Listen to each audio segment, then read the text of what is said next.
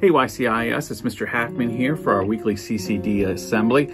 I hope with the restrictions starting to recede a little bit in Hong Kong, you're able to get out and enjoy some of the outdoor life again. It's been exciting seeing things come back to at least a little bit of normality in the city.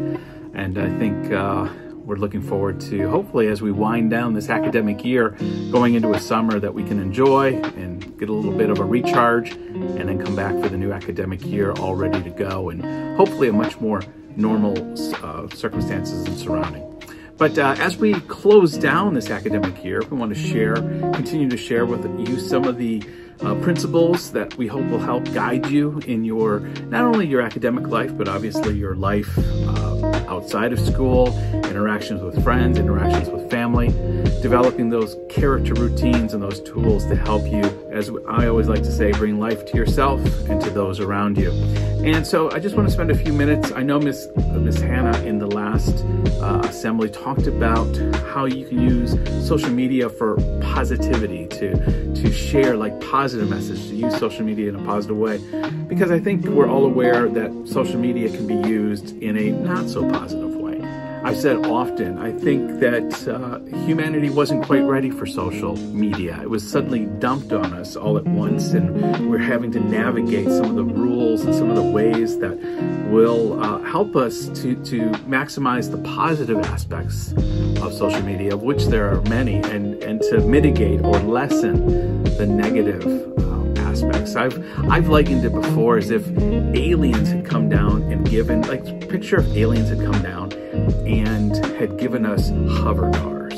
And hover cars would be really cool to have, it'd be really efficient. There's all kinds of great things that would come from hover cars, you know, cars that can fly, like space cars, and that you see in the movies sometimes. And yet, if it happened all at once and we hadn't set up proper regulations and rules of the road and how people will interact with one another and who has right of way, you know, there's going to be a lot of collisions. There's going to be a lot of people hurt because we hadn't yet utilized or learned how to utilize this technology in a life-affirming way.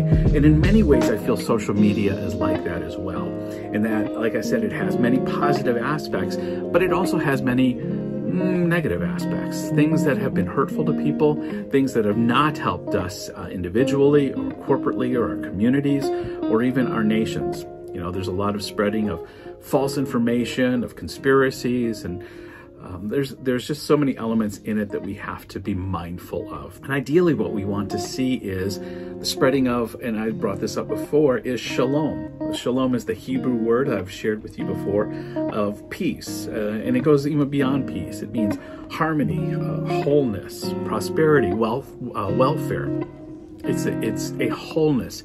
It's what restores what is broken. It's what heals what is sick. And when we are in shalom, we are in right relationship with each other and those around us. Now, as I mentioned, though, we're living in an increasingly polarized world where, you know, there's issues of race, of culture, nationality, of politics, of religion. People feel so passionate about things, and opinions, because of social media, are just elevated and highlighted in a way that they've never been highlighted before. And this has caused divisions in families and friendships.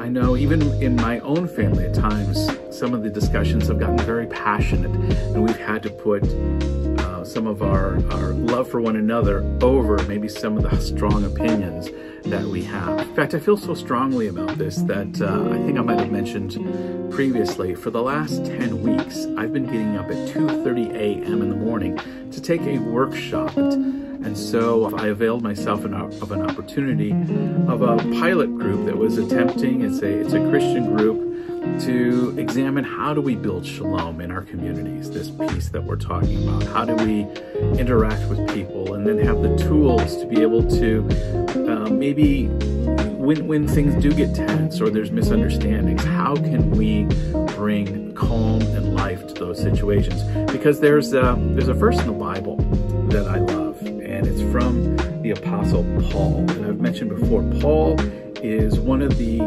followers of Jesus who wrote most of the New Testament, or the last section of the Bible. And a lot of what he had to do was create these churches that were spreading the Christian faith. And the Christian faith, like many others, still struggles with how do people interact with one another. And if you read in a lot of his letters in the Bible, which we call the epistles of Paul, epistle means a letter, the letters of Paul to these churches, he's often explaining to them how they should interact with one another. And he says this to the Romans, and this is kind of what I want to leave you with, just picking up on what Miss Hannah had introduced in her previous assembly about positivity in social media, and it's this: if it's possible, as far as it depends on you, live at peace with everyone.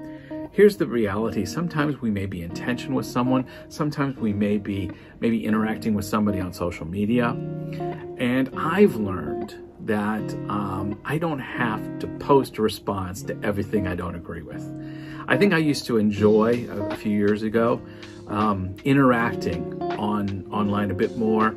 And I think I contributed to a lot of tension and animosity, even amongst some of my friends of mine, because of some of the passion that goes back and forth in those kinds of platforms. And I realize that those platforms are not the best for communicating serious dialogue. I'm not suggesting that we shouldn't have serious dialogue and back and forth discussions about topics that we care very much about. But a lot of times, because there's anonymity, meaning you don't always have to say who you are, or in the case of just being online, you lose some of the body language, some of the face-to-face, that when that is eliminated, it lends itself, the communication, to be more tense, to be a little more aggravated than normally it would be if we're just interacting back and forth.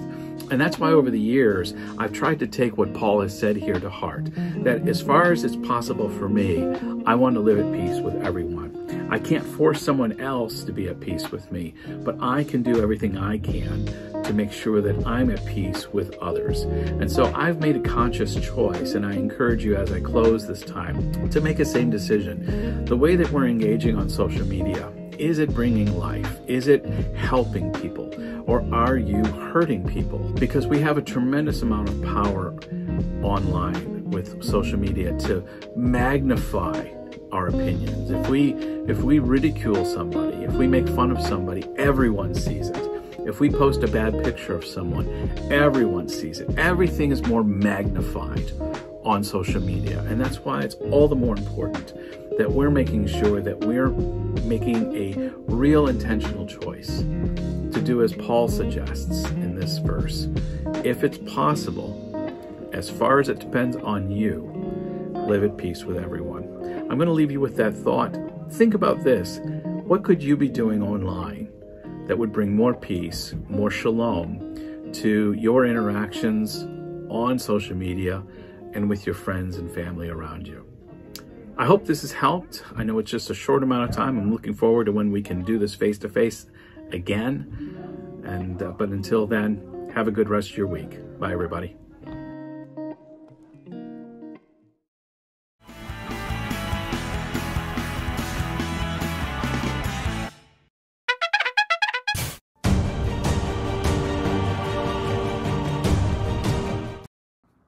Wake News Hong Kong Today.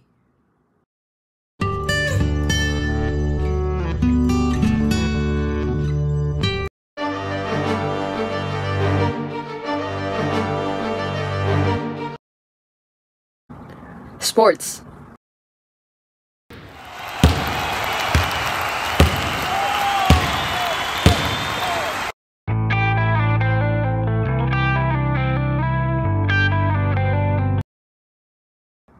K-World.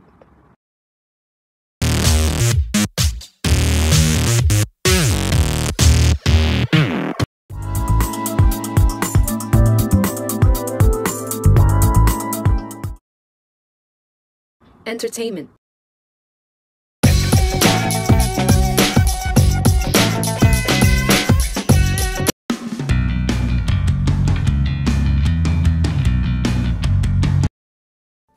Thanks for tuning in. This is Wake News.